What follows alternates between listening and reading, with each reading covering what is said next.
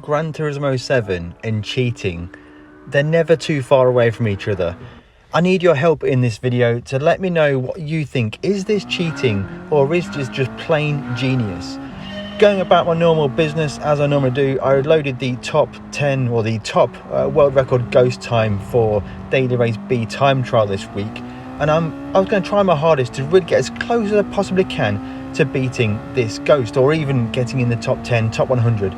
But as you can see right now, is he using a completely different car to me? He's gapping me by a mile on the straight. I've just crossed the line. Now I understand as a driver, exiting the final corner is critical to give you that speed across the line to give you a good run. So I want to get a really wide corner entry to get me a nice drive down the main straight to cross the line at the fastest possible speed I can. This is the best corner exit I've ever had. Now let's see how this one works out for us. And dear God, look at the speed of that car. That is actually unbelievable.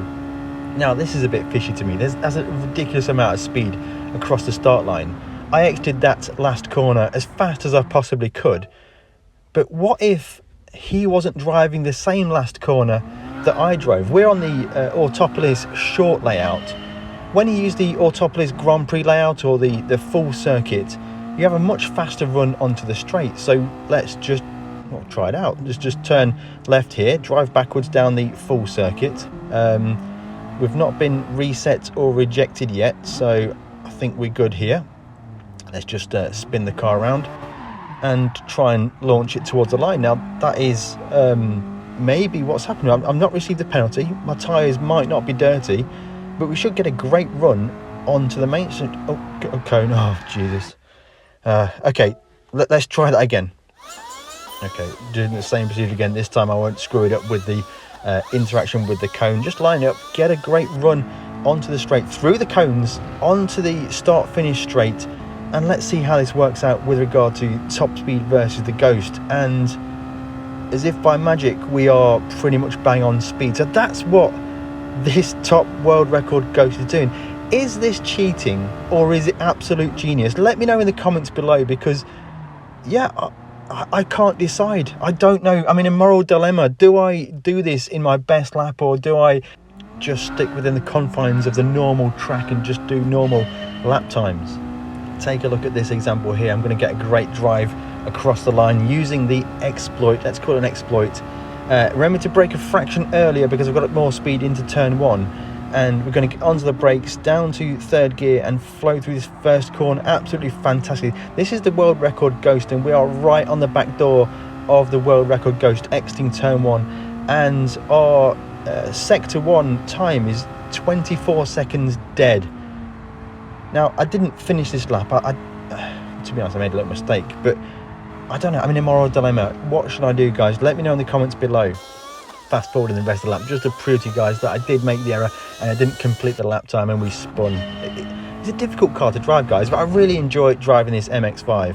For the sake of comparison, I'm going to show you my full current best lap at Autopolis so far this week, and we're going to start the lap completely normally, driving across the start-finish line with only keeping within the confines. And look at the Ghost there, gapping us by some margin. Now, bear in mind, when I did the exploit, I was able to do a 24-second dead sector one into turn one now, cruising down to here in third gear, flowing through quite nicely. Get a really good exit, just a little bit of swaz, but catch that and just maintain pretty close to the Ghost, to be honest, aside from losing the time. And look at the 24.3, so it's at least 0.3 of a second lost in the lap time just using or not using the exploit. Continuing through this lap, I've really enjoyed driving this car. I highly recommend doing race B, at least even just for time trial. Just the way the car moves around on the brakes, on throttle, it's absolutely fantastic stuff. It really is good. It really tunes you into your skill. This long left-hander is a really difficult corner. You need to get on the gas early, but not too much gas as you over-rotate, and then once you're happy and straight with your steering, you're good to go.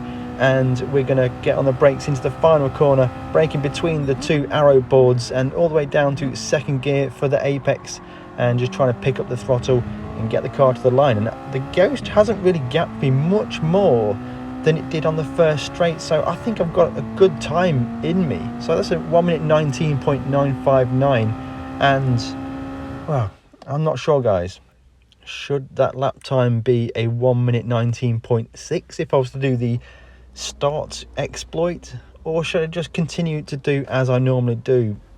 Let me know in the comments below. If you have enjoyed this video, make sure you hit that like button. Consider subscribing if you haven't already. On screen right now will be a link to a video which will help you understand the traction circle, especially in a car like this. You'll be able to gain plenty of time from understanding the way the tires work and how to move the car. Thank you very much for watching, and we'll catch you in the next one.